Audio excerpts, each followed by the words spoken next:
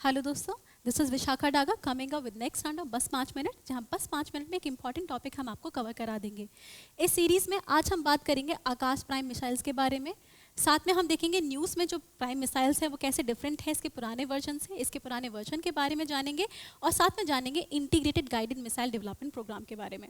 पर पहले मेरे सवाल का जवाब दीजिए, which of the following is not part of the integrated guided missile development programme? Prithvi, Nag, BrahMos या आकाश? आपको वीडियो के एंड में पता चल जाएगा, पर एक बार सोचिए इसका जवाब क्या हो सकता है।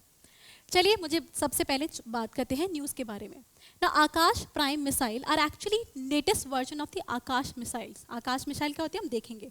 These are launch by DRDO और इसकी दो खास इसकी क्वालिटीज़ हैं जिसके लिए ये न्यूज़ में है। सबसे पहली बात, इसके पास इंडिजीनियस रेडियो फ्रिक्वेंसी सीकर है। नाउ टू अंडरस्टैंड दिस, कोई भी जो हमारी मिसाइल होती है जब वो किसी टारगेट पे अटैक करती है तो उसको लॉक इन करने के लिए सेंसर यूज़ करती है, उसको आइडेंटिफाई करने के लिए, जिसमें आपके इलेक्ट्रॉनिक सेंसर हो सकते हैं और ऐसे सेंसर भी हो सकते हैं जो कि टारगेट इंस्ट्रूमेंट की हीट को कैप्चर करते हैं, मतलब उसके बेसिस पे लॉक इन करते हैं। तो रेडियो फ्रिक्वेंसी इसी फिनोमेनन पे काम करता है। इसमें हम खुद अपना डेवलप किया, इसलिए इससे कॉस्ट कम हो जाएगी। दूसरा, this is a kind of missile जो कि लो टेम्परेचर हाई एल्टीट्यूड पे काम कर सकती है, मतलब हिमालयन रीजन जहाँ पे हमारी एयरफोर्स और आर्मी दोनों एक्टिव होती है, जिसकी वजह से वहाँ पे भी इसका अच्छा काम करना आसान हो जाएगा और वहाँ पे हम अपनी डिफेंस सिक्योरिटी बढ़ा सकते हैं। और देखा जाए तो आकाश प्राइम मिसाइल का ये तीसरा वर्जन है। इससे पहले भी इसके वर्जन लॉन्च किए गए थे, that is Akash NG, that Akash new generation और man portable anti tank guided missile ये MPET GM करके। इसमें था कि इसको किसी भी पोर्टेबल डिवाइस से, मतलब ट्रक, टैंकर वगैरह से इसको लॉन्च किया जा सकता है। चलिए आगे बढ़ते हैं, अब जानते हैं आकाश मिसाइल के बारे में। उसका वर्जन तो देख लिया, पर ओरिजिनली ये क्या है? Akash a set of surface to air missile जो कि आपके integrated guided missile development programme के तहत बनाई गई थी। इसमें 1990 से लेके आपके 2000 तक काम किया गया था ऑलमोस्ट, उसके बाद भी काम चलता रहा है। इसकी खास बात यह है, अगर सबसे देखा जाए तो this can engage multiple target simultaneously in multiple direction. अब ये जैसे अगर आपका इस हेलीकॉप्टर के पास आकाश मिसाइल है और यहाँ से, इधर से, ऊपर से, नीचे से, हर तरीके से टारगेट आ रहे हैं, तो मल्टीपल डायरेक्शन में एंगेज कर सकता है और साइमल्टेनियसली मल्टीपल टारगेट्स में आपको ये अटैक कर सकता है। This is the most important aspect of the Akash missile. साथ में इसको मोबाइल प्लेटफॉर्म से भी लॉन्च कर सकते हैं। This is very important thing. कभी कभी उनको कैरी करके लेके जाना है, बट अगर आपके ट्रक में लोडेड है और वहीं से लॉन्च कर पाएँ तो इससे बहुत हमारी ईजी चीज़ें आसान हो जाती हैं। तो इसे मोबाइल प्लेटफॉर्म से लॉन्च कर सकते हैं। 90% इसकी किल प्रोबेबिलिटी है और साथ में इसकी खास बात है कि इलेक्ट्रॉनिक काउंटर मेजर इसमें अच्छे से काम करता है। अब इसको कैसे समझेंगे, ज़रा ये देखिए। नाउ इमेजिन कीजिए ये हमारी आकाश मिसाइल है और ये हमारा टारगेट है। इसने इसको इलेक्ट्रॉनिक सेंसर से टारगेट करने की कोशिश की, मतलब फर्स्ट इन्होंने टारगेट किया तो इन्होंने क्या किया, सबसे पहले काउंटर मेजर निकाला कि जो इलेक्ट्रॉनिक सेंसर ये ढूंढ रहे थे, ऐसे मल्टीपल सेंसर हवा में लॉन्च कर दिए, यहाँ से यहाँ यहाँ। तो ये क्या हुआ, ये कंफ्यूज हो जाएगी कि किसको टारगेट करना है, क्योंकि एक सिग्नल यहाँ से आ रहा है, एक यहाँ से, एक यहाँ से। ना इन दैट केस ये तो था काउंटर मेजर।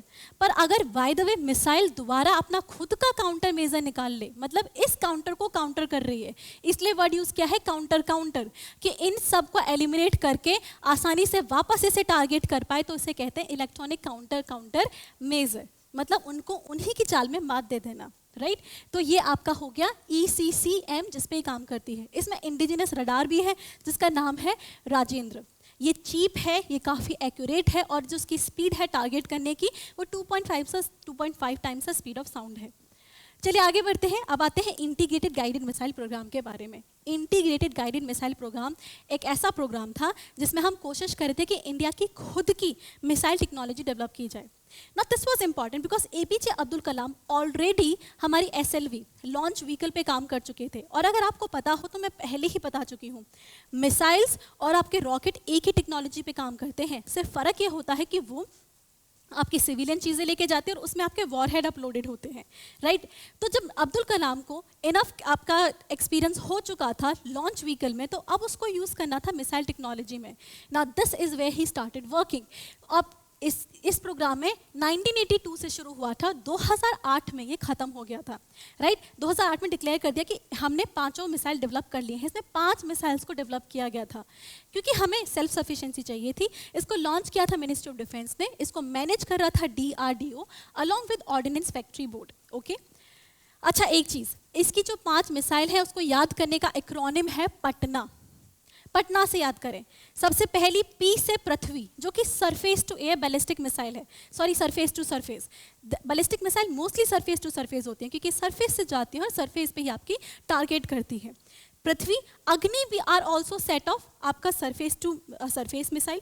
इनका रेंज का डिफरेंस होता है, सॉरी, जैसे इनकी रेंज कहीं 350 तक समझ जाती है, तो ये 1000 से लेके 5000 तक आराम से इनकी आपकी रेंज आ जाती है।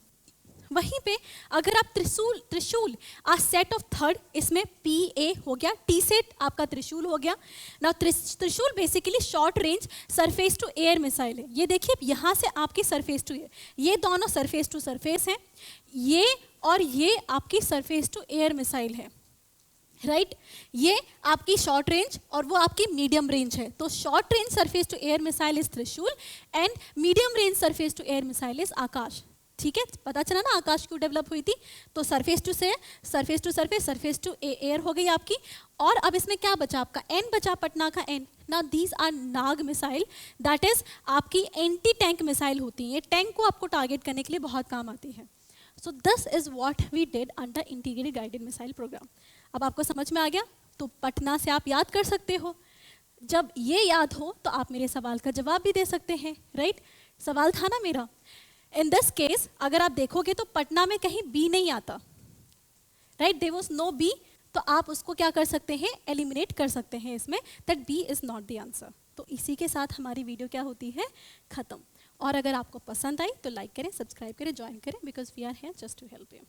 Current Affairs by Forum IAS is an all-in-one program that covers the dynamic aspect of the syllabus from both prelims and mains perspectives. Last year, we have helped more than 100 students crack IAS with our current affairs classes.